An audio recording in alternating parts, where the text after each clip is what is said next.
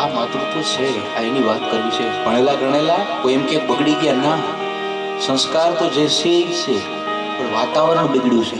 મેં કીધું ને, નોખું નોખું અનુકરણ કર્યું ને, આપણે નોખું નોખું સાંભળવાનું ચાલુ કર્યું, નોખું નોખું જોવાનું ચાલુ કર્યું, એટલે આ માણસ સમય જતા બાબુ કેન્સર થયું.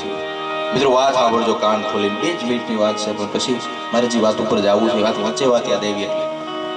એને કેન્સર થયું એટલે પોતે ડોક્ટર, એટલે ઘણા ડોક્ટરો પાસે ટ્રીટમેન્ટ કરાવી, ઘણા, એટલે એની માં પૂછે કે બેટા હમણાં તો હું હોઈ જાઉં છું તો તું દવાખાને નથી જતો, ઘરે ને ઘરે કેમ રહેશો? બાબુ એને જે તકલીફ કેન્સરની થતી હતી તો એ છતાંય ઊભો થઈને માની સેવા કરે. એમાં એ ડોક્ટરો એને મળવા આવે એટલે એની માને થોડીક અણહાર ગઈ કે મારા દીકરાને કઈ તકલીફ હોય એવું લાગે છે. માં છે, આ તો માં છે. હમણાંની વાત, માં દીકરો 2 દવાખાનામાં દાખલ. માં થોડીક છેટી અને 3 કમરા મૂકી અને દીકરો દાખલ. હવે ત્યાં કોઈ કમ્પાઉન્ડર કે સિસ્ટર કે કોઈ હાજર નહીં. મિત્રો વચ્ચે વાત કરું છું, માં હું ચીજ છે. એટલે ડોક્ટર ને ત્યાં તપાસ કરવા જાવ, બાળક ઉઠી ગયું તું, રાયડું નાખતું તું, માં માં માં માં કરતું તું. એમાં કોઈ નહીં, એટલે ડોક્ટરને છપાવવા માંડ્યો, રમાડવા માંડ્યો, આલાપાલા કરવા માંડ્યો, રમાડવા માંડ્યો, પાપા પાપા કરવા માંડ્યો. ડોક્ટર દર્જાનો માણસ બાળક ઉપર હેતાવીને છાનો રાખવાનો પ્રયત્ન કરતો હતો, પણ બાળક છાનું નહોતું રહેતું. 3 રૂમ મૂકી અને એની માં જ્યાં દાખલ હતી એને કાને અવાજ સંભળાવ્યો કે અમારા સંતાનનો અવાજ છે, અમારા દીકરાનો અવાજ છે. બાટલા ચડતા હતા, કાઢી અને બાઈ નીકળી ગઈ અને ડોક્ટર પાસેથી આંચકી અને તેડી લીધો. અને બાબુ આમ અલા અલા અલા 3 તાપલી મારીને તો બાળક શાંત થઈ ગયું. ડોક્ટરને ખબર નહોતી કાંઈની જનેતા છે, એટલે કીધું બેન તમે શું કર્યું ત્યાં? બાળક શાંત રહી ગયું. હું કઈ મહેનત કરતો તો બાળક શાંત નતો રહેતો. ત્યારે બાઈનો જવાબ હતો ને બહુ સારો હતો, ડોક્ટર સાહેબ આ ભાષા સમજવી હોય ને તો એકવાર જનેતા બનવું પડે સાહેબ. આ ભાષા સમજવી હોય તો જનેતા બનવું પડે. એ વગર આ ભાષાનો શું છે? એમાં માને અણહાર આવી થોડી, પણ દીકરાએ અણહાર ન આવવા દીધી. એને કે ના માં મને કાંઈ નથી, તો બસ હું દવાખાનાના કામ એટલે ડોક્ટરો મને મળવા આવે. માં થોડોક સમય થયો એટલે બીજા એને મિત્ર ડોક્ટરે કીધું ભાઈ તારે વિદેશ ટ્રીટમેન્ટ કરાવવા જાવી જોઈએ. પૈસાની તાણ નહીં બાપુ, એટલે એમ થયું હું વિદેશ જાઉં, પણ એને વિચાર આવ્યો કે મારી માને કોની પાસે મૂકીને જાઉં? મારે કોઈ કુટુંબમાં કોઈ એવું સાચવે એવું નથી, મારી માં દુઃખી થઈ જાય ને ભેગવી લઈ જાવ એમ નથી. એટલે એને એક વૃદ્ધાશ્રમમાં સંચાલક આરે બહુ સારી મિત્રતા. આ માણસને ત્યાં ડોનેશન દેતો હતો, જ્યાં દાનપુન કરતો હતો, એ સંચાલક ઉપર એનો પૂરો વિશ્વાસ, ગાઢ મિત્ર બે. અને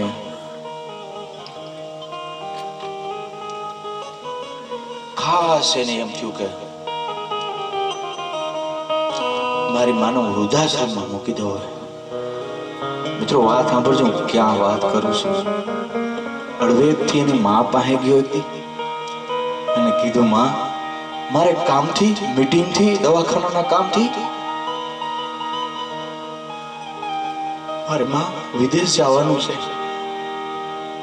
હું તને મારા એક મિત્રને મૂકી જાઉં. મારા મિત્રને છે ને એનું ઘર છે, વાત ન કરે, વૃદ્ધાશ્રમ છે, એનું ઘર છે ને એની અંદર ઘણા વૃદ્ધો હાથ લે છે. માં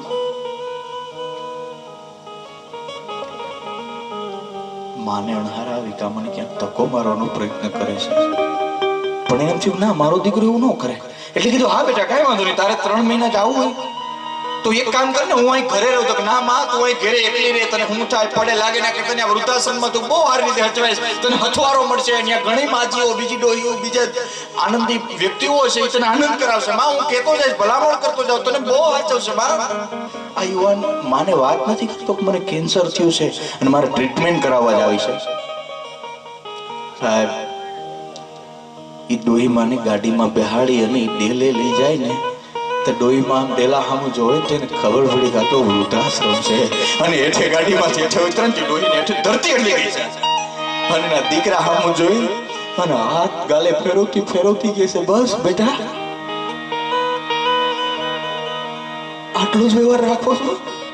ના બા દીકરો ચીસ પાડી કે છે, માં હું 3 મહિનામાં આવી જઈશ, માં હું તને અહીંથી લઈ જઈશ, આ વૃદ્ધાશ્રમ નથી, આ મારા મિત્રનું ઘર છે. યુવાન કઈ નથી હકતો. ના માં, આ વૃદ્ધાશ્રમ નથી, આ મારો મિત્ર સંચાલક છે ને હું કહું છું તને એકલો એક સ્પેશિયલ રૂમ આપ્યો છે માં, તારે ત્યાં 2 નોકરો મૂકી દીધા છે, તારે જોઈએ સગવડ થાય માં, તને વૃદ્ધાશ્રમમાં નથી મૂકતો. માને રૂમ લગીન તરાર ધ્રુજતા હાથે મૂકી યુવાન પાછો વળે અને સંચાલક પાસે જાય છે. તાલે ડોહીમાં પાછાની ઓફિસમાં આવી જાય છે અને કહે છે, બેટા તારી યારે મારે ફોનમાં તો વાત થાય ને, આમાં તને મજા આવે ત્યાં ઓફિસમાં આવીને કહેજે મારા મિત્ર જ છે એટલે તને ફોન લગાડ દે અને મારી યારે વાત કરી લેજે માં. સાહેબ સત્ય ઘટનાની વાત કરું છું.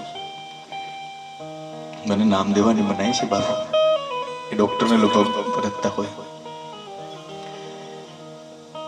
એના મિત્રને કઈ અને નીકળી ગયો માણસ પાછળ જોયા વગર સાહેબ, અને માં આમ જોતરી મારો દીકરો જાય છે.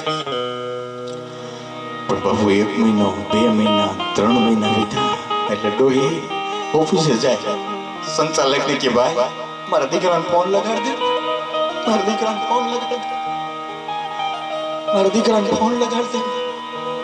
ચલો સંચાલક કઈક બહાના કરે, ગઠન તમારો દીકરો મીટિંગમાં છે, આગળ લગાડ્યો તો આગળ માં ફોન આવ્યો તો, થોડીક વાર વળી પાછા જઈ બેમાં તો કે માં આગળ ફોન આવ્યો તો, એવી પ્લેનમાં છે, આમ છે આમ છે આમ છે. એ બહાના કરે એટલે વૃદ્ધાશ્રમમાં જે ડોહીઓ એના ભેગી હતી ને એને કીધું કે ડોહી ફોન હવે દીકરો ન ઉપાડે, એ કળિયુગના યુવાનો છે, આ શ્રવણ નથી. એ ડોહી હવે તું ફોનની વાત જમા, આપણા દીકરાને આપણે કઈ ન પડી હોય. આ ડોહીમાં ને આઘાત લાગવા માંડ્યો. એને ત્યાં લગીને તો એમ હતો કે મારો દીકરો એવું નહીં કરે, 3 મહિનામાં આવશે, પણ 3 મહિના વીતા અને ડોહીને બીક હતી કે બધાયના દીકરા જેવો જ મારો દીકરો નીકળ્યો. મારો દીકરો મારી એક ઘડીએ ઘડી મારું બાવડું ચાલતો અને મારો દીકરો મને વૃદ્ધાશ્રમમાં. પછી તો બીજા ડોહીલાઓની હતા ને કે ડોહી હવે ચિંતા મૂકી દે, હવે આ જીવ આનંદ કર, ભક્તિ કરી લે, મારા દીકરા એવા તારા દીકરા હોય એને એની પૈસામાં એસો આરામ જીવાય. હવે તેને લગ્ન કરી લીધા છે ને એની જિંદગી જીવતો હોય છે, એની જિંદગી જીવતો હોય છે. કીધું ના ડોહીને આઘાત લાગ્યો, આઘાતમાં ને આઘાતમાં બાપુ એને અન્ન મૂકી દીધું. અન્ન મૂકી દીધું એટલે માંદા પડી ગયા, દવાખાને દાખલ કર્યા. દવાખાને દાખલ થયા એટલે વૃદ્ધાશ્રમના 2-3 વૃદ્ધો માથે ઉભા. વૃદ્ધાશ્રમના વૃદ્ધોએ જે મને વાત કરી કરું છું ચાલે. હું લેખ તો છાપામાં આવ્યો હતો પણ આ વૃદ્ધોને મળીને આવ્યો. પછી એ ડોહીમાં ખાટલામાં પડ્યા એટલું કે મને મારા દીકરાએ વાત કરાવી દો, મને મારા દીકરાએ વાત કરી દો, અમારી છેલ્લી ઘડી છે, મને મારા દીકરાએ વાત કરાવી દો. ત્યારે ઓલા વૃદ્ધો સંચાલકને બોલાવીને કહે છે કે ભાઈ આવીને દવાખાને તું. સંચાલક આવે છે, ડોહીમાં પાસે 2 હાથ જોડીને કહે છે માં બોલો. તો બસ મારી છેલ્લી એક ઈચ્છા છે, મને મારા દીકરાએ વાત કરાવી દો. બસ માં આગળ મીટિંગમાં છે, થોડીક વાર પછી વાત કરાવી દઉં. એમ કરીને બાપુ 5 દી કાઢ નાખ્યા. ડોહીને એક જ આશા, બસ ચલો. છેલ્લે દિવસે ડોહી હાથ જોડીને કહે છે, બોલાતો નથી તો એ કહે છે કે સંચાલક સાહેબ મારા દીકરાએ એક છેલ્લો અવાજ સંભળાવી દો ને મારું પ્રાણ પંખી ઉડી જાય.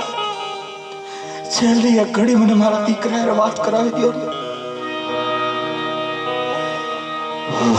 સંચાલક ત્યાંથી પાછળ વળીને હાલતો થઈ ગયો બાબુ. ત્યારે એક વૃદ્ધાશ્રમના દાદા એની પાસે ગયા, તું ભલે અમારો સાહેબ હોય, તું ભલે વૃદ્ધાશ્રમનો સંચાલક હોય, પણ પેલો દીકરો તો કઠોર છે, તું કઠોર થઈ ગયો. છેલ્લી એક ઘડી વાત કરાવી દે ને, લગાડી દે ને ફોન, એટલે ડોહીનું પ્રાણ પંખીડું ઉડી જાય. સાહેબ દાદા ક્રોધિત થઈને સંચાલકને હળબલાવે છે અને કહે છે ભલે તારે મને વૃદ્ધાશ્રમમાં તો કાઢી મૂકવો હોય તો કાઢી મૂકજે, પણ આજે તું કઠોર છો, તમે પાપી માણસો છો. બાપુ ન કહેવાનું દાદાએ સંચાલકને કીધું ને, સંચાલક ઢગલો થઈ ગયો બાપુ, ઢગલો થઈ ગયો. દવાખાનાના ચોગાનમાં કોઠણિયા ઉપર બેહી અને દાદાને કહે છે કે દાદા હું કોને ફોન લગાડું? તો કે એનો દીકરો મને વચન દેતો ગયો છે, મને કહેવાની ના છે. એના દીકરાને કેન્સર હતું અને હજી 11 દી પહેલા ગુજરી ગયો કેન્સરમાં. હું કોને ફોન લગાડું? સાહેબ આવા દીકરા છે કે મને ભલે દુઃખ પડે મારા મા બાપને કાંઈ નો થાય એને નો થાય. સાહેબ આવા દીકરા છે આ જગતના ચોકમાં. એટલે જ બાપુ લખે છે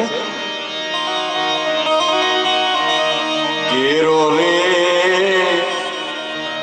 વડલો